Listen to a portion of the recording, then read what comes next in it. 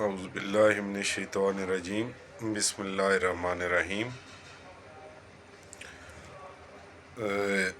آج ایک بڑے اہم فیصلے کے حوالے سے آپ سے بات کرنے لگا ہوں، جو سپریم کورٹ کا فیصلہ ہے۔ یہ ہے سول پٹیشن نمبر 4576 آف 2023۔ فیصلہ 25/9/2024 کو ہوا۔ اس کو سنا جسٹس قاضی فائز عیسیٰ صاحب نے، جسٹس نعیم اختر افغان، جسٹس شاہد بلال حسن صاحب نے، اور یہ فیصلہ تحریر کروایا جسٹس قاضی فائز عیسیٰ صاحب نے۔ یہ ایک بہت ہی اہم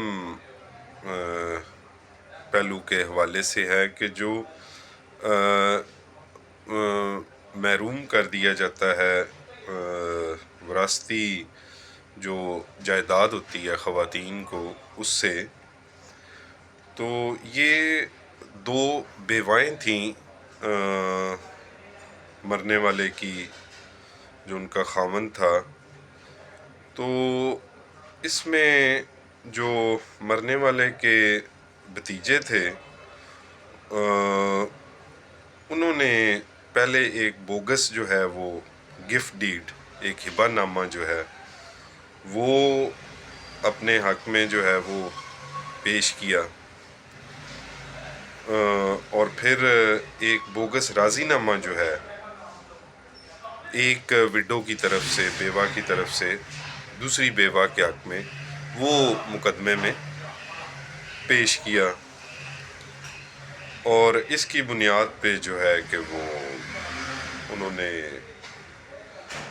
وراثتی جو ان کا حصہ تھا جائیداد میں، بیواؤں کا، مرنے والا جو تھا ان کا ہسبینڈ، خاوند، اس سے انہیں محروم کر دیا۔ تو سپریم کورٹ میں جب یہ معاملہ آیا تو وہاں پر یہ کہا گیا کہ، اور اس نہایت اہم بات اس میں یہ ہے کہ 25 سال ہو گئے اس مقدمے کے حوالے سے، 25 سال گزر گئے، اور جو ہے کہ وہ جو وراثتی حصہ تھا جائیداد میں بیواؤں کا، اس سے انہیں محروم رکھا گیا۔ تو اب جب سپریم کورٹ میں یہ معاملہ آیا تو یہاں پر یہ کہا گیا فیصلے میں کہ اسلامی جو شرعی قوانین ہیں اس میں سب کے حصے جو ہیں وہ باقاعدہ ڈکلیئر ہیں۔ تو اس وجہ سے کسی کو بھی اس کے وراثتی جو حق ہے، اور خاص طور پہ خواتین کے حوالے سے اس میں یہ کہا گیا کہ ان کو محروم نہیں کیا جا سکتا، اور وہ بھی جو ہے وہ بوگس جعلی جو دستاویزات ہیں وہ تیار کر کے تو خواتین کو ان کے حق سے محروم کیا گیا، اور 25 سال تک یہ معاملہ جو ہے وہ چلتا رہا۔ تو لہٰذا اس فیصلے میں جو ہے وہ یہ کہا گیا کہ